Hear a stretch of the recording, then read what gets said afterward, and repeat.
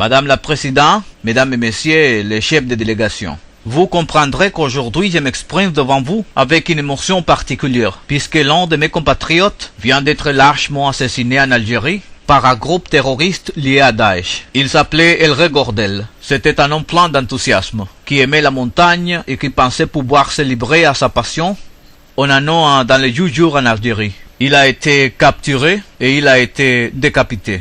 Maintenant, ce que le terrorisme fait, il ne le fait pas qu'en la France. Il y a encore quelques jours, c'était Américains, Anglais qui étaient touchés par la même barbarie. Ces groupes et ces groupes-là, Daesh, ne frappent pas seulement ceux qui ne pensent comme lui. Ils frappent des musulmans, ils frappent des populations civiles, ils frappent des minorités, ils violent, ils tuent. Voilà pourquoi les combats que la communauté internationale doit mener contre le terrorisme ne connaît pas de frontières. Et c'est le même drapeau qui doit être porté, celui des Nations Unies, celui des valeurs sur lesquelles cette organisation a été fondée. La dignité humaine, la liberté, les regards que nous savons avoir sur le monde des demandes, en monde de justice. La France est pleinement engagée dans ces combats-là. Elle a été en Afrique quand elle était appelée en Mali. Elle a été rejointe heureusement par beaucoup de pays africains, européens, maintenant les Nations Unies. La France est engagée chaque fois il y a un risque. Mais aujourd'hui est en Irak et aux Syrie que cette menace existe. Elle ne concerne pas que cette région, puisque le groupe Daesh a décidé non seulement de conquérir sa territoire, imaginant fonder un État, mais ces groupes menacent l'ensemble du monde en provoquant des attentats, en organisant des enlèvements, en recrutant des combattants venus de tout le monde pour les former, pour leur montrer la barbarie dans ces groupes capables, afin qu'ils les reproduisent, ces sinistres mouvements du terrorisme dans notre propre pays. Et c'est parce que cette menace existe, non seulement pour la région, mais pour le monde, que la France a entendu reprendre à la peine des autorités irakiennes pour que les pressions la prodiguaient d'abord une aide militaire à travers la fourniture d'armes. C'était en voie de doute dernier, et aussi à travers un appel maintenant aérien pour éviter que le groupe Daesh puisse continuer sa progression. Nous voulons l'affaiblir, nous voulons la réduire, et nous savons aussi que tant qu'il n'y aura pas un règlement de la crise syrienne, tous nos efforts risque d'être réduit. D'où l'enjeu non pas simplement de faire qu'il y ait une action contre le groupe de Daesh, mais aussi une solution politique. Nous soutenons la France, l'opposition syrienne, l'opposition démocratique. Nous la considérons comme la seule représentante légitime du peuple syrien.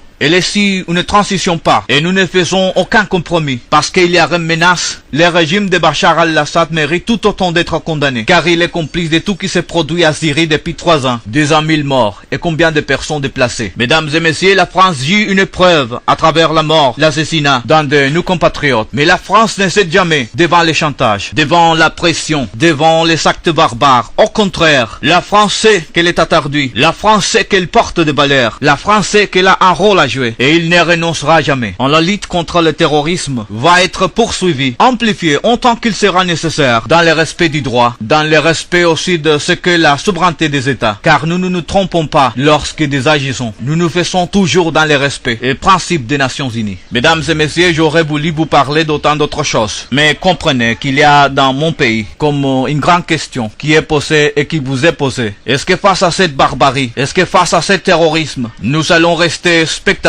ou est-ce que nous allons être ensemble acteurs de ce que doit être un ordre international juste? Ces questions, si nous n'y répondons pas, si nous y répondons très faiblement, alors les terrorismes continueront leur entreprise d'embrigadement, d'endoctrinement. Ce n'est pas la faiblesse qui sera la réponse face au terrorisme. C'est la force et le droit, la force des Nations Unies et à un moment aussi la force de l'action militaire quand le devenir nécessaire. Mesdames et messieurs, je vais vous parler aussi d'autres régions du monde qui connaissent également des menaces pour notre propre sécurité. Je voulais vous parler de l'épidémie Ebola parce que je sais combien il touche nos amis africains. Mais là encore, regardons en de l'art même. Qui peut imaginer qu'une épidémie restera confinée dans quelques pays si nous n'intervenons pas? Là aussi la menace est globale. Là encore la réponse doit être globale. Et donc la France, l'Europe, le monde doivent apporter pour ces pays qui sont touchés à la fin des soins nécessaires, la protection indispensable, l'aide économique qui est attendue. Parce que là aussi s'il y a la moindre faiblesse, s'il y a la moindre manquement à la solidarité, ce seront tous nos pays qui seront touchés. Mesdames et messieurs, je vais venir aussi devant vous pour vous parler de ce qui se passe en Europe, à côté de l'Europe, et ce qui se produit en Ukraine, avec là aussi il y a des principes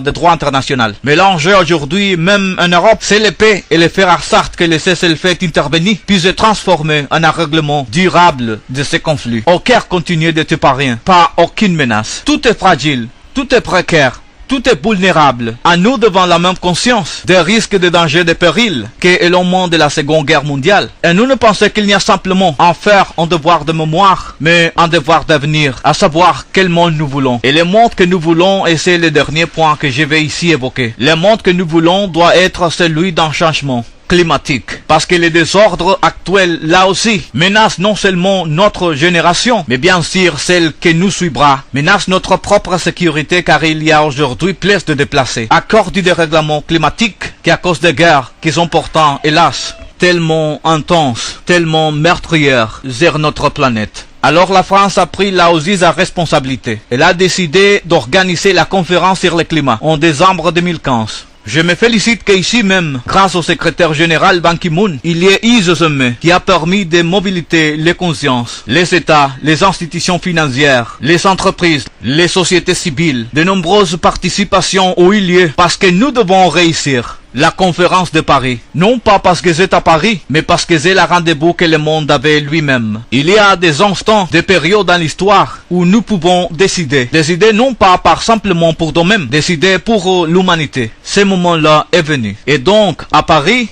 nous devons tout à faire pour qu'il puisse avoir un accord global, un accord qui puisse être contraignant, qui puisse être différencié selon les niveaux du développement, qui puisse avoir ces fonds verts auxquels la France a consacré 2 milliards de dollars pour les prochaines années. Et je sais que notre pays nous suive parce que nous avons besoin de ces fonds verts pour permettre à des pays qui n'ont pas les niveaux de développement de pouvoir assurer leur croissance et en même temps la transition énergétique. Mesdames et messieurs, c'est un moment triste que j'ai vu aujourd'hui au nom de la France, que les Français éprouvent. Mais c'est un moment aussi de sursaut et de responsabilité pour le monde, pour la planète. Nous devons lutter contre le terrorisme. Nous devons agir pour la paix. Nous devons réduire les inégalités. Nous devons faire aussi notre devoir par rapport aux générations futures, faire que Paris soit un succès pour le climat et faire que les Nations Unies puissent être toujours fidèles au mandat qui leur a été donné. Au lendemain d'une guerre terrible, mais nous sommes encore devant des défis. Nous sommes sûrs de les relever si nous sommes unis pour nous rassembler, ainsi emporter cette victoire. Merci.